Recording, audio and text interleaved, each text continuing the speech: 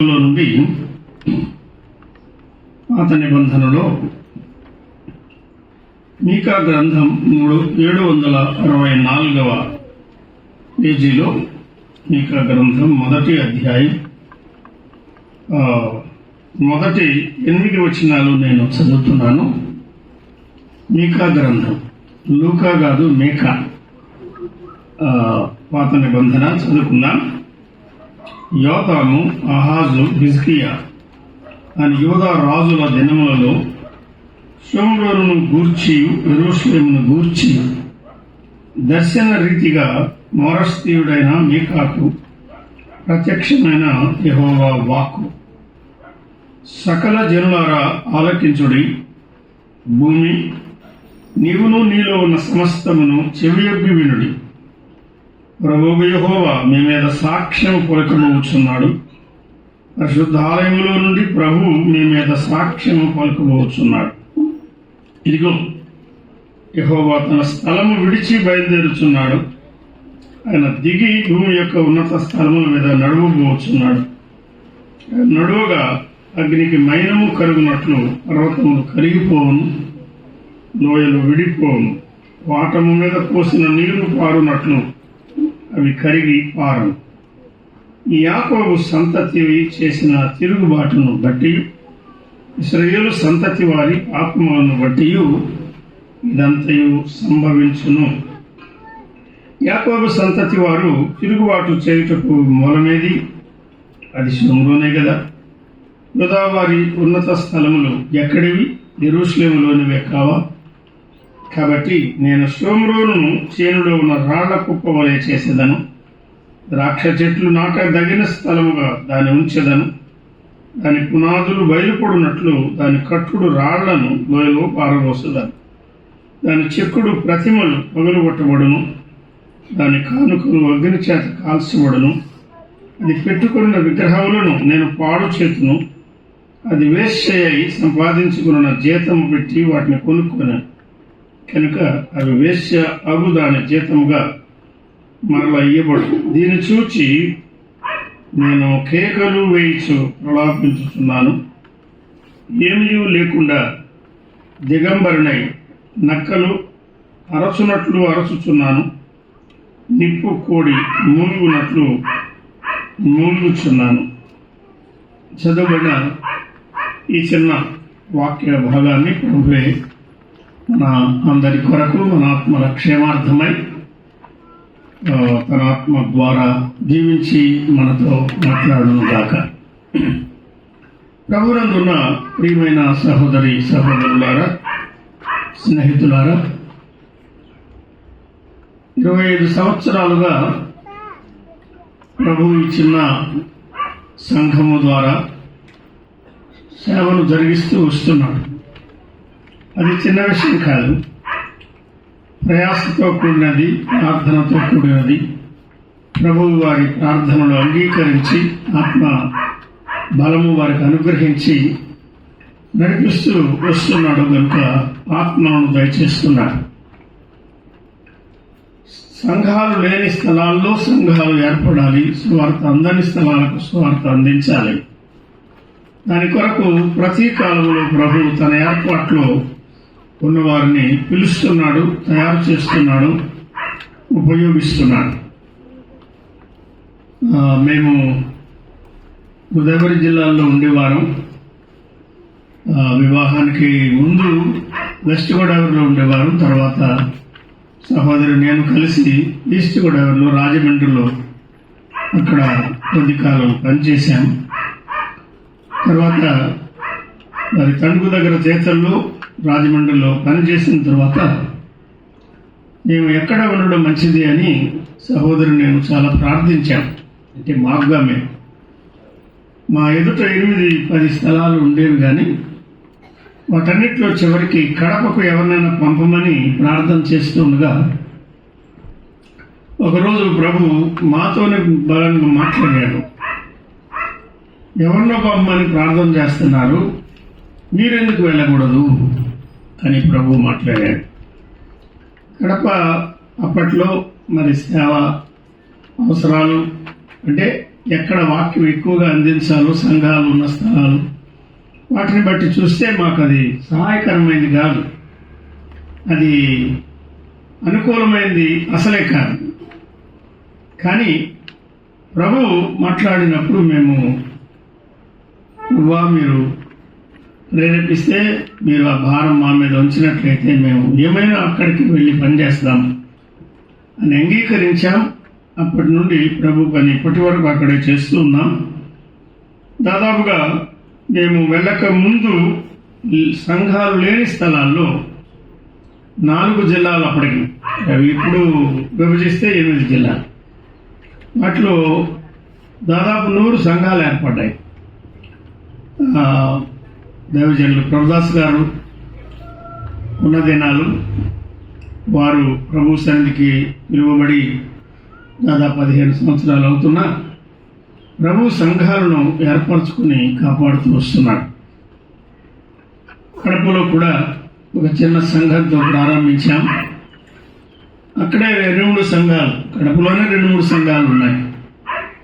కడపలో బెరాకా ఉంటే మళ్ళీ ఇంకొక సంఘం ఎందుకు అనే ఆలోచన మాకు లేదు.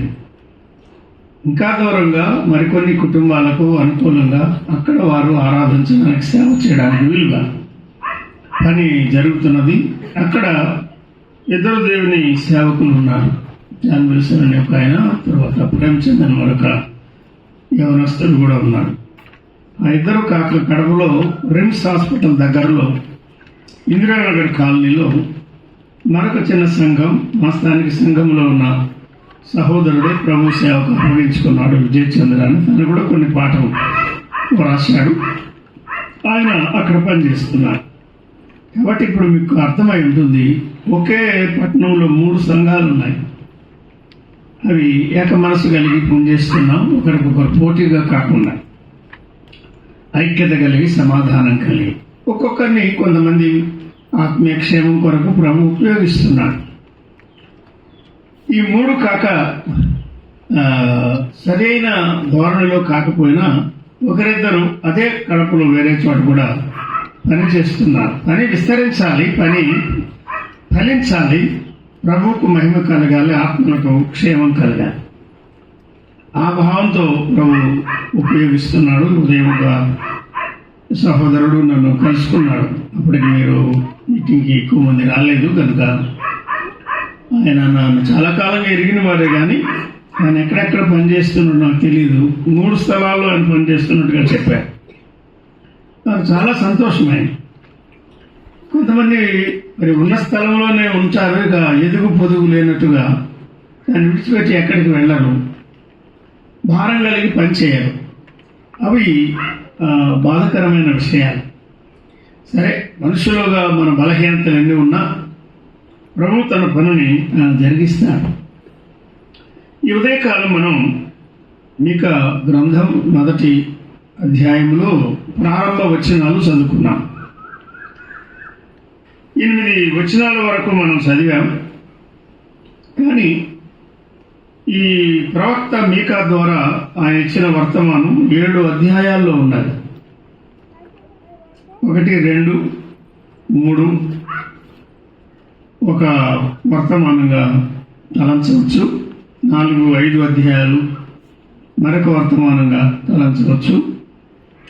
6, 7 అధ్యాయాలు 3వ వర్తమానంగా మనం తలంచవచ్చు.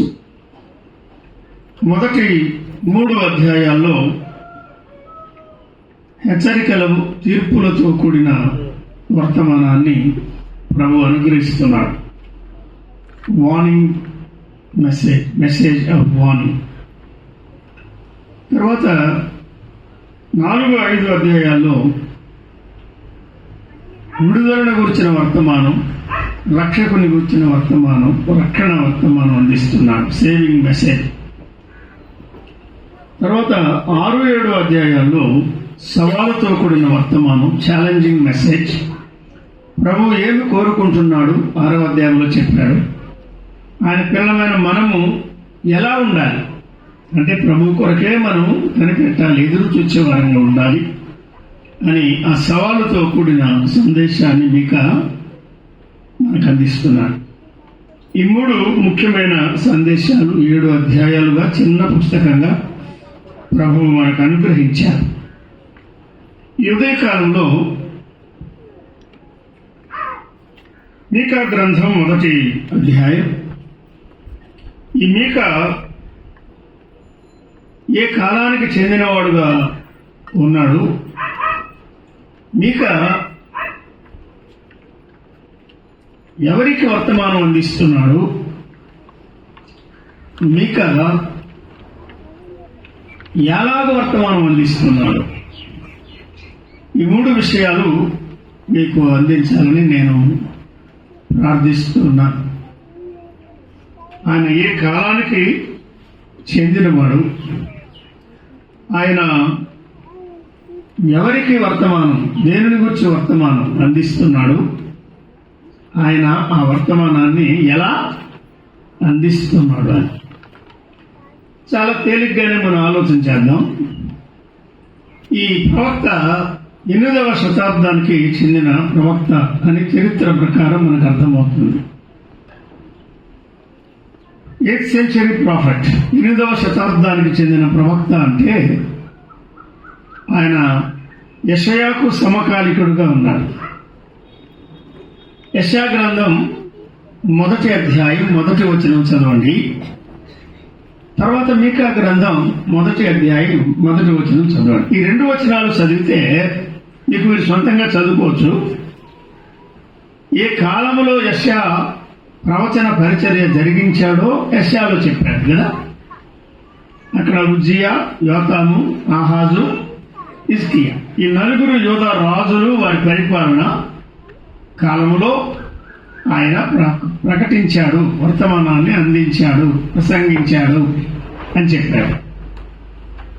తర్వాత మీకా గ్రంథం 1వ వచనం చదివాం కదా. యోతాము, ఆహాజు, హిజ్కియా అనే యూదా రాజులు అన్నారు. అంటే 4 రాజుల్లో 3 రాజుల పేర్లు చెప్పాడు, మొదటి వారి పేరు చెప్పలేదు.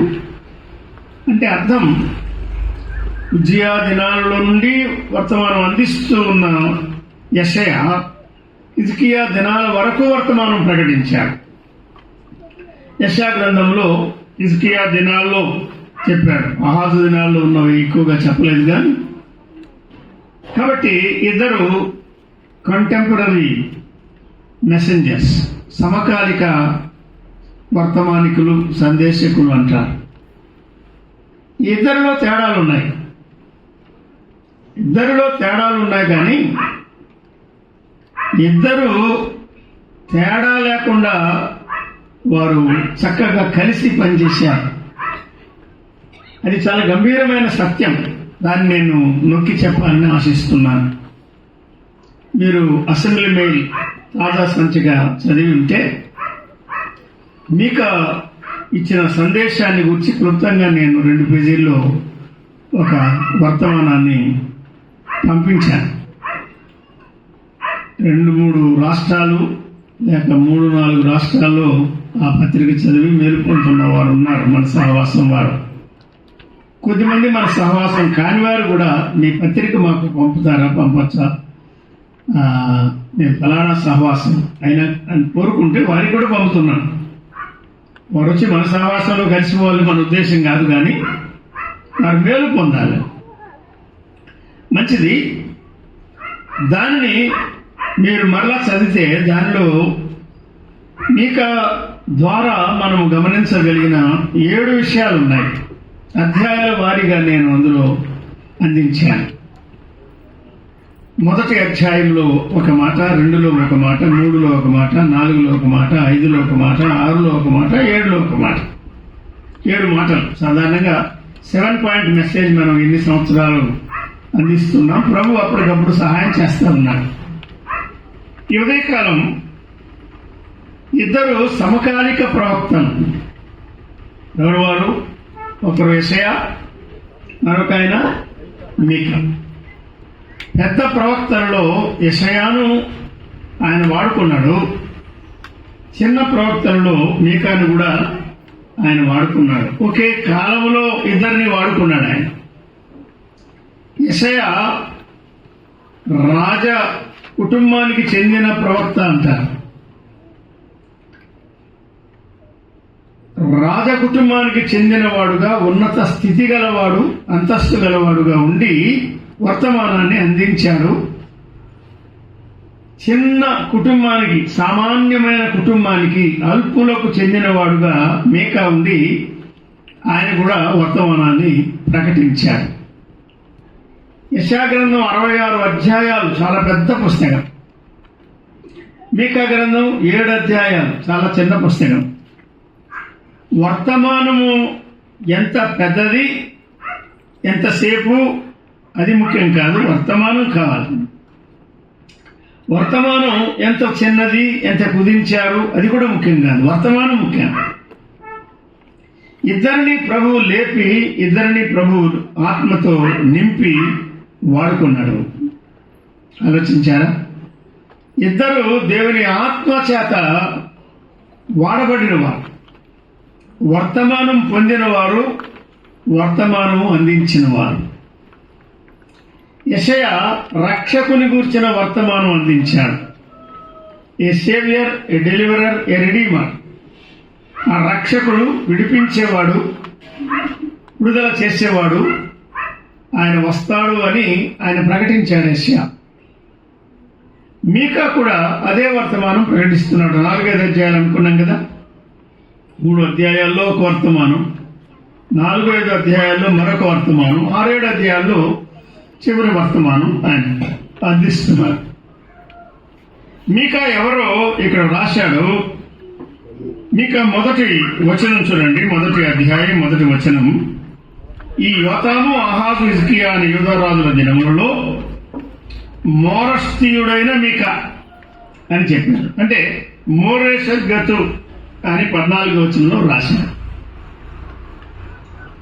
మోరస్తీయుడు అన్నాడు కనుక మోరేషత్ అనేటువంటి ఆ చిన్న స్థలానికి, ఎన్నిక లేని స్థలానికి, గుర్తింపు లేని స్థలానికి చెందిన ఆ అల్పుడైన మీకాను, రాజవంశానికి చెందిన యెషయాను కూడా ఒకేసారి ప్రభు ఉపయోగించారు.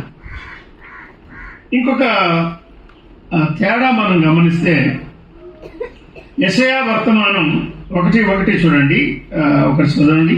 యెషయా గ్రంథం 1వ అధ్యాయం 1వ వచనం చదువుతున్నారు. ఆ ఉజ్జియా, యోతాము, ఆహాజు, హిజ్కియా అను ఆ యూదారాజుల దినములలో యోదాను గూర్చియు, యెరూషలేమును గూర్చియు ఆమోజు కుమారుడైన యెషయాకు కలిగిన దర్శనం. కనుక ఆయన యోదాను గూర్చి మాట్లాడాడు, యోదా వారిని గూర్చి, యెరూషలేమును గూర్చి మాట్లాడాడు. అంతే యెషయా మాట్లాడాడు. మరి మీకాకు వచ్చిన వర్తమానం ఎవరిని గూర్చి? మీకా గ్రంథం 1వ వచనం చూడండి. ఇప్పటికే మనం పరిచయం చేసుకున్నాం. ఈ ముగ్గురు యోధారాజుల దినములలో ఆ షోమ్రోను అంటే సమరయ పట్టణం కదా, ఇశ్రాయేలు రాజధాని. షోమ్రోను గూర్చియు, యెరూషలేమును గూర్చియు దర్శన రీతిగా మోరస్తీయుడైన మీకాకు ప్రత్యక్షమైన యెహోవా వాక్కు అన్నారు. అంటే దక్షిణ రాజ్యాన్ని గురించి మాత్రమే ముఖ్యంగా యెషయా వర్తమానం అందించారు. ఉత్తర రాజ్యమును గూర్చి, దక్షిణ రాజ్యమును గూర్చి, రెంటిని గూర్చి కూడా. ఇప్పుడు మనకి భారతదేశంలో 2 భాగాలు ఉన్నాయి, ఉత్తర ఇండియా, దక్షిణ ఇండియా అని. నార్త్ ఇండియా, సౌత్ ఇండియా అంట. ఈ 2, ఆ పైన ఉన్న 10 గోత్రాల రాజ్యం ఒకటి ఇశ్రాయేల్ రాజ్యం, కింద ఉన్న రాజ్యం 2 గోత్రాలు, యూదా, బెన్యామీను. ఈ 2 రాజ్యములకు అవసరమైన వర్తమానం మీకా అందించాడు. ఉత్తర రాజ్యాన్ని విడిచిపెట్టి దక్షిణ రాజ్యం, యూదా వారిని గూర్చి, యెరూషలేమును గూర్చి యెషయా వర్తమానాన్ని ప్రకటిస్తున్నాడు. ఒక రకంగా మనం 66 అధ్యాయాలు యెషయా గ్రంథం చదివినా, 7 అధ్యాయాలు మీకా గ్రంథం చదివినా ఒకే వర్తమానం ఉంటుంది. చివరికి మనం అర్థం చేసుకునే సత్యం అదే. పాపాన్ని ఖండిస్తున్నారు ఆయన. ఇద్దరు కూడా పాపాన్ని ఖండిస్తున్నారు. ఈ ఉదయకాలం మలాకి గ్రంథం దాని పరిచయంలో ఆ 3 ముఖ్యమైన విషయాలు మనం విన్నాం. దేవుని సన్నిధి, దేవుని సహవాసం, ఆయనలో ఉండే సంతోషాన్ని, ఆయన స్వరాన్ని దేవుని ప్రజలు ఎలా పోగొట్టుకున్నారు, భక్తిహీనత, వేషధారణ, అపవిత్రత అనేవి బలాకి ఎలా ఖండిస్తూ వచ్చాడో దేవుని దాసులు ఇంకా వివరిస్తారు. ఆ జోలికి నేను వెళ్ళడం లేదు. మీకా ద్వారా ప్రభు మాట్లాడుతున్నాడు, యెషయా ద్వారా కూడా ప్రభువు మాట్లాడుతున్నాడు.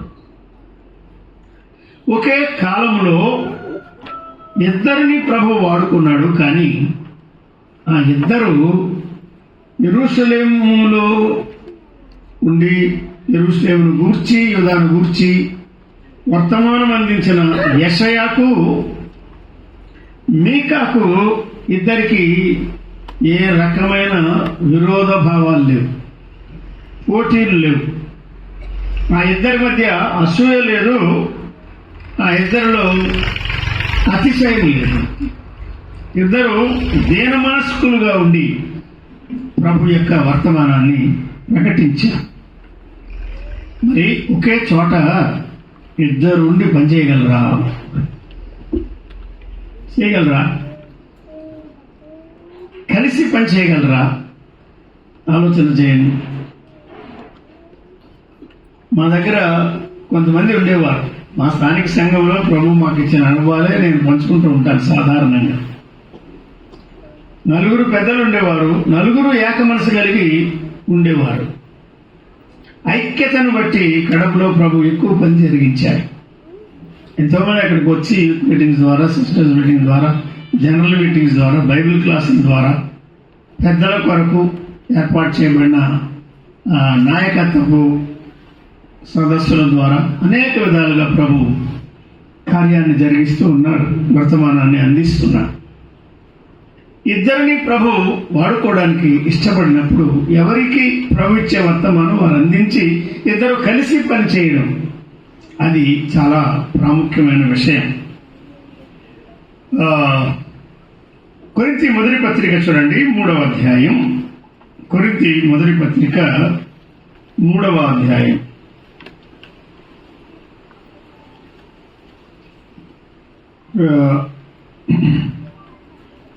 ఆరు నుండి చదవండి.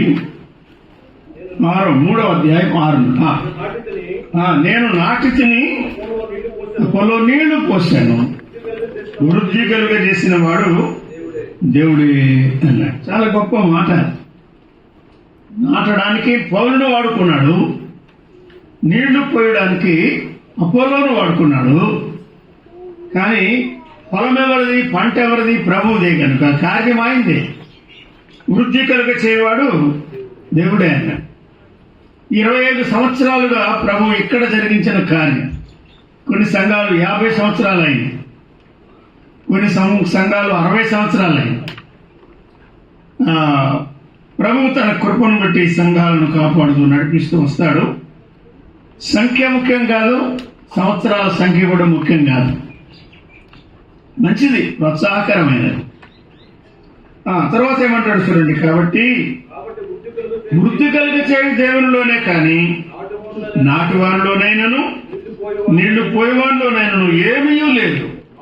నాటువాడు నీళ్లు పోయేవాడు ఒకటే అన్నాడు. అందులో ఏమి తేడాలు లేవని చెప్పాడు. ప్రతివాడు తాను చేసిన కష్టము కొలది జీతం పుచ్చుకుంటాడు అన్నాడు. కనుక సంఘాలలో ఉండే ఉపదేశకులు కానీ, సువార్థికులు కానీ, పెద్దలు కానీ, పరిచారకులు కానీ, గృహనిర్వాహకులు కానీ, సహోదరులు కానీ, యవనస్తులు కానీ ఏం చేయాలి అంటే కష్టపడాలి. ఇష్టపడాలి, కష్టపడాలి, అవసరమైతే నష్టపడాలి. ప్రభు పని నష్టపడకుండా జరగదు, ఇష్టపడకుండా జరగదు, కష్టపడకుండా జరగదు. ఎవరిక పైపైన హైఫైగా వస్తా పోతా ఉంటా అంటే సంఘాలు కట్టబడవు. ప్రతివాడు కష్టపడాలి. పౌలు కష్టపడ్డాడు, అకుల కష్టపడ్డాడు, ప్రిస్కిల్ల కష్టపడింది, కేఫా కష్టపడ్డాడు, యోహాను కష్టపడ్డాడు, తిమోతి కష్టపడ్డాడు, తీతు కష్టపడ్డాడు, బర్నబా కష్టపడ్డాడు. కొత్త నిబంధనలో మనం చదువుతున్నాం. పాత నిబంధనలో కూడా దేవుని దాసులు, భక్తులు ప్రయాసపడ్డారు, పనిచేశారు. వారు కలిసి పనిచేశారు. తర్వాత ఆయన ఏమన్నాడు చదువుకుందాం. 9వ వచనం చూడండి. మేము పోటీ పనివారము అని రాయబడలేదు. ప్రభు స్తోత్రం. మేము జత అన్న జత పనివారం. సాధారణంగా కలిసి పని చేయాలంటే ఒకే రకమైన గురి ఉండాలి, ఒకే రకమైన ఉపదేశం ఉండాలి, ఒకే రకమైన అభ్యాసం కూడా ఉండాలి. ప్రాక్టీస్ అంటారు. చాలా మంది బ్రదర్ అని అంటూ ఉంటారు కానీ వారి నడవడి మాత్రం చూస్తే అనుదిన జీవితంలో అభ్యాసం ఉండదు. కొందరు ఈ వాక్య సత్యమే ఎరుగుదురు కానీ సొమ్ముకు అమ్ముడైపోయి స్వార్థంతో పనిచేస్తూ మాదిరి లేని వారుగా ఉన్నారు. కనుక మరి వారు ఎలా చెప్పుకున్నా కానీ జతగా పనిచేయడానికి వీలు కానీ ఆటంకాలని. కానీ కలిసి పనిచేయడానికి మనకు మనసు ఉండాలి. ఒకే సత్యమును అనుసరించి ఒక నియమము ప్రకారంగా మనం అంకిత భావంతో పనిచేయాలి. పేతురుకు వ్యతిరేకంగా పౌలు పనిచేయలేదు. పేతురు విషయంలో పత్రికలో రాస్తూ ఒక్క విషయము, నేను అక్కడ ఆ జిల్లాలో ఉన్న సంఘాలకు ఒక సత్యము నేర్పించవలసిన సందర్భంలో పౌలు ఒక్క విషయం చెప్పాడు. అంతే.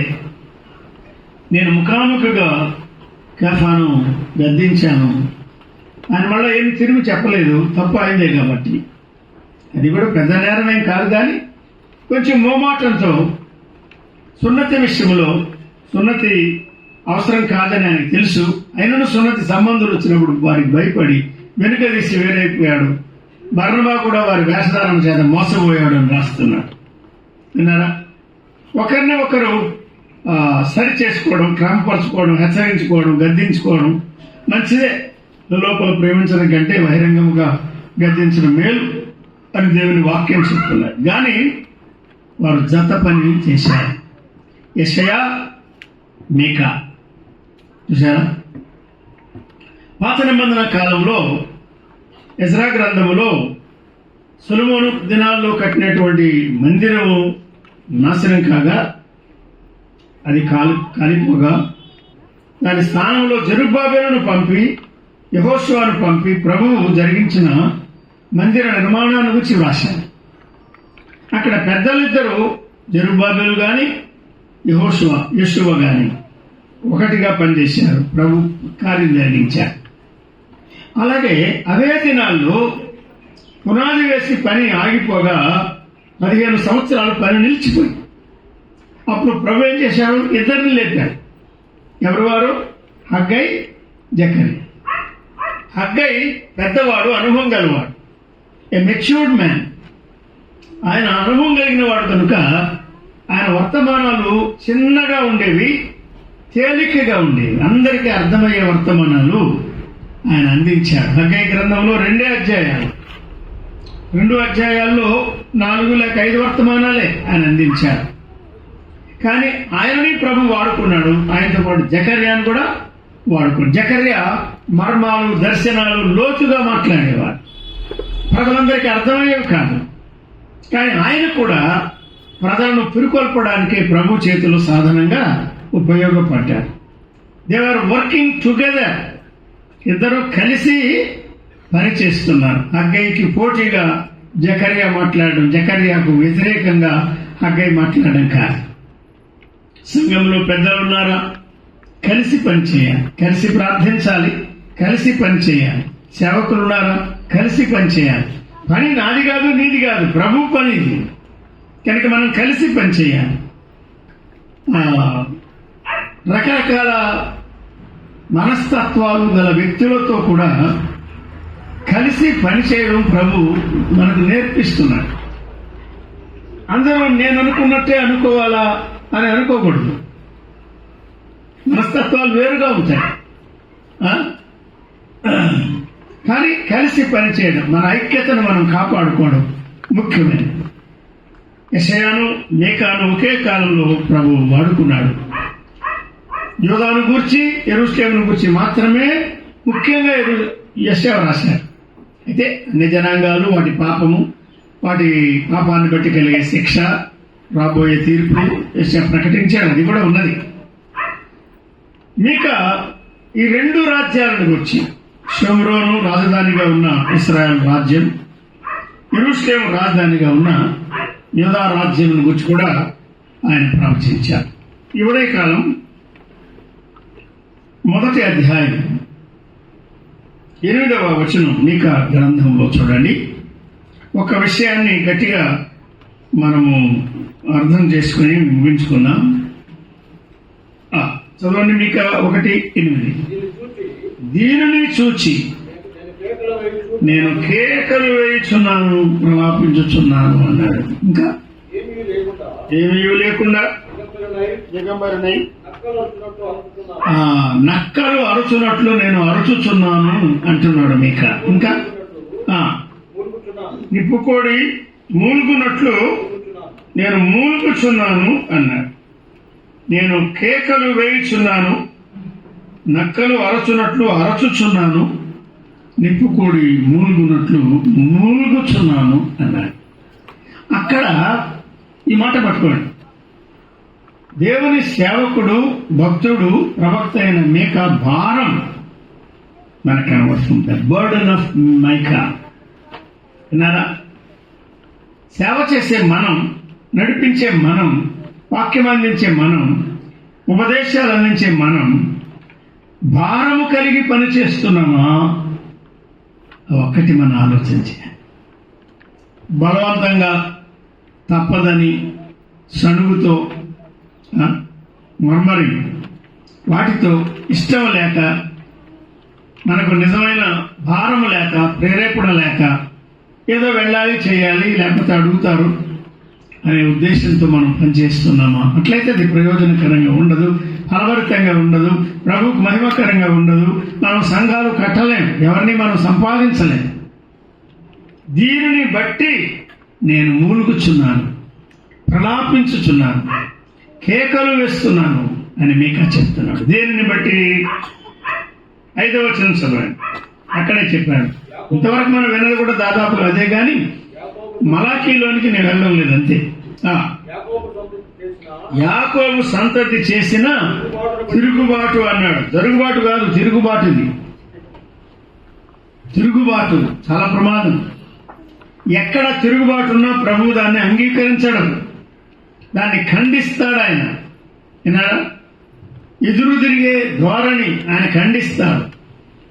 తిరుగుబాటును బట్టి ఇశ్రాయేలు సంతతి వారు చేసిన పాపములను బట్టి ఇదంతా సంభవించడం. ఎవరయ్యా పాపం చేసింది? షోమ్రోనే కదా అన్నాడు. ఎవరు పాపం చేస్తున్నది? యెరూషలేములోనివే కదా అంటున్నాడు. అంటే షోమ్రోను ఖండిస్తున్నాడు, ఇశ్రాయేలు రాజ్యాన్ని ఖండిస్తున్నాడు, యెరూషలేమును ఖండిస్తున్నాడు. అంటే అర్థం ఏమిటి? యూదా రాజ్యాన్ని 10 గోత్రాలైనా ఆయనకి లెక్కలేదు, 2 గోత్రాలైనా ఆయనకి లెక్కలేదు. ఎక్కడ తిరుగుబాటు ఉన్నదో, ఎక్కడ అవిధేయత ఉన్నదో, ఎక్కడ మూర్ఖత్వం ఉన్నదో, ఎక్కడ ప్రభువును ప్రేమించని వైఖరి ధోరణి ఉన్నదో ఆయన వాటిని సహించలేకపోతున్నాడు. మీకా ద్వారా ఆయన ఖండిస్తున్నాడు. దీనిని బట్టి నేను కేకలు వేస్తున్నాను అన్నాడు. విగ్రహాలు పెట్టుకోవడం ప్రభువుకి ఇష్టం కాదు కదా. ఐగుప్తులోంచి విడుదల పొందిన ప్రజలు ఏం చేశారు?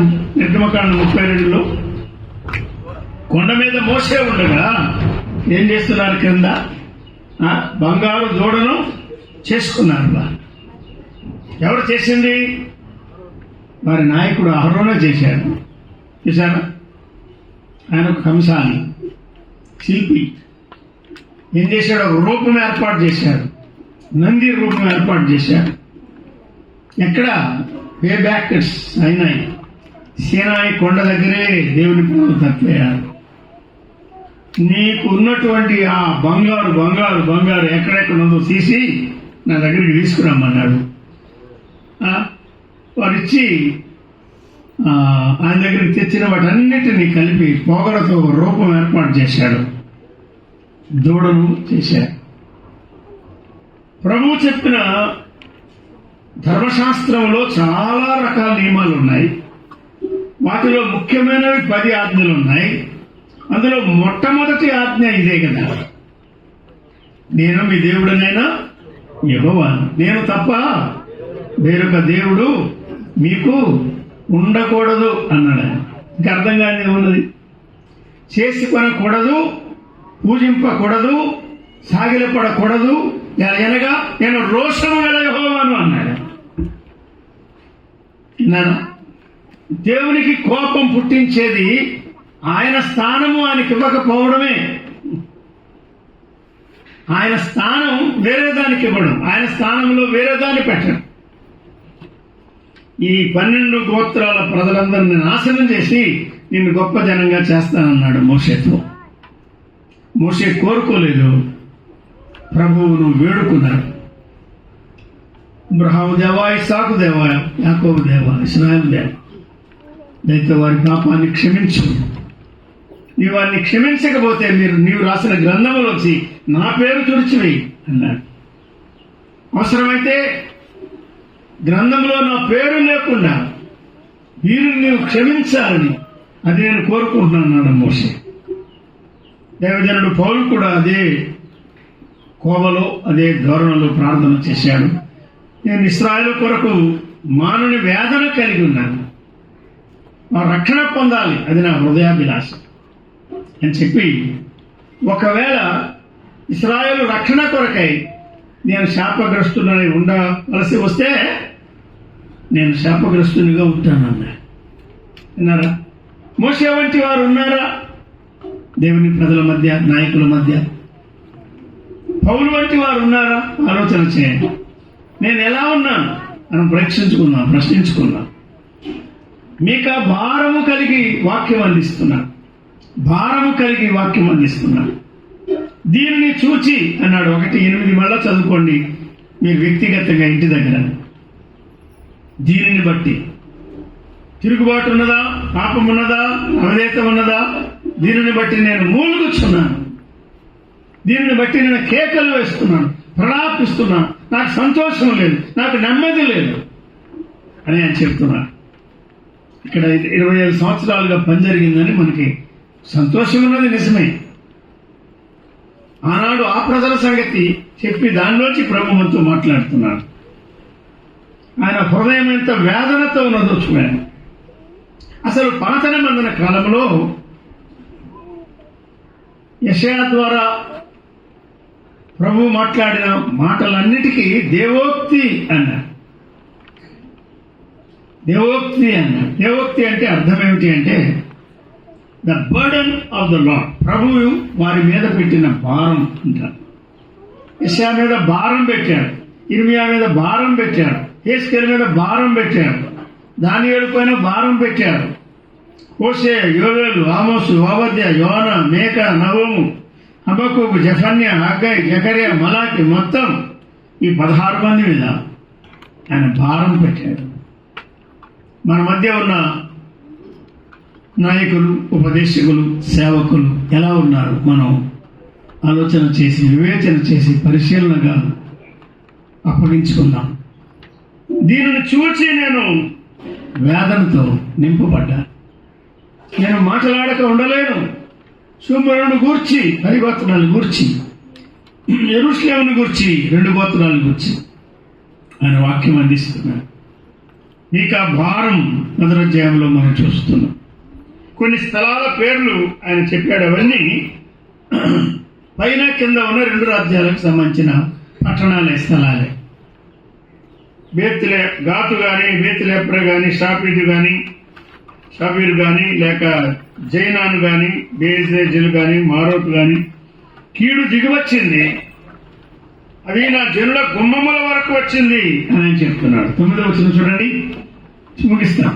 1:9 ఏమంటే దానికి తగిలిన గాయములు, అవి మరణకరములైన గాయములు, అవి యోధాకు తగిలి ఉన్నవి. వినరా మాట? ఎక్కడున్నాయి? నా జనుల గుమ్మంలో వరకు, యెరూషలేము వరకు వచ్చి ఉన్నవి అన్నాడు. 12వ వచనం కూడా చూడండి బ్రదర్, కింద 12 చివరి మాట. యెహోవా యొద్ద నుండి కీడు వస్తున్నది, యెరూషలేము పట్టణ ద్వారము మట్టుకు వచ్చెను అన్నాడు. దీనిలో మనం ఏమి నేర్చుకోగలం చూడండి. పేతురు పత్రిక మొదటి పత్రిక 4వ అధ్యాయానికి రండి. పేతురు మొదటి పత్రిక 4వ అధ్యాయం 17వ వచనం చదువుకుందాం. 17 4:17 తీర్పు. అక్కడ కీడు అన్నాడు, ఇక్కడ తీర్పు అన్నాడు. అంటే ఒకటే.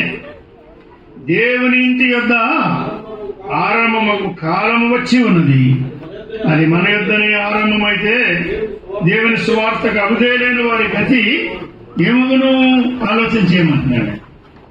Judgement begins at the house of God. నమ్మని వారు కాదు, నమ్మని వారికి తీర్పున్నది, మృతులైన పాపులకు తీర్పున్నది, అది వేరే విషయం.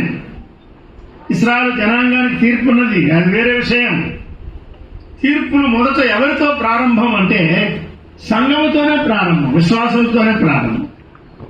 యేసు చెప్పాడు కదా, తీర్పు మన యొద్ద ఆరంభము కాలము వచ్చి ఉన్నది. అంటే నేను లెక్క చెప్పాలి, నన్ను గురించి లెక్క చెప్పాలి, నా కుటుంబాన్ని గురించి లెక్క చెప్పాలి, ప్రభు నాకు ఇచ్చిన వరాన్ని గురించి లెక్క చెప్పాలి, ప్రభు నాకు ఇచ్చిన పరిచర్యను గురించి లెక్క చెప్పాలి, ఆయన నా చేతికి అప్పగించిన సంఘాన్ని గురించి, సంఘాలను గురించి లెక్క చెప్పాలి.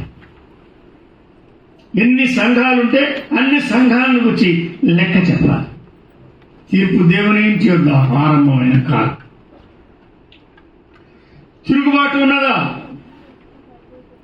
కీడు దిగి వస్తుంది, మేలు కలగదు అని ఆయన చెప్తున్నారు. మీకా ద్వారా వచ్చిన వర్తమానం ఓపెనింగ్ చాప్టర్స్, మొదటి అధ్యాయాలు చూస్తే బాధాకరంగా వర్తమానమే ఆయన ప్రకటించారు.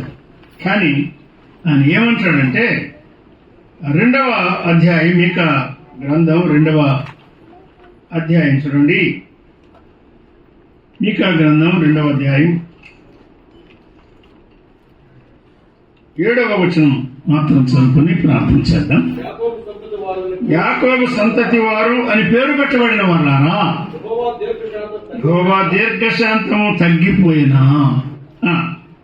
ఈ క్రియలు ఆయన చేత జరిగిన యథార్థముగా ప్రవర్తించు వారికి నా మాటలు ఏమన్నాడు, క్షేమ సాధనములు కావాలి. మీకు ఆ భారం మనం గమనిస్తున్నాం.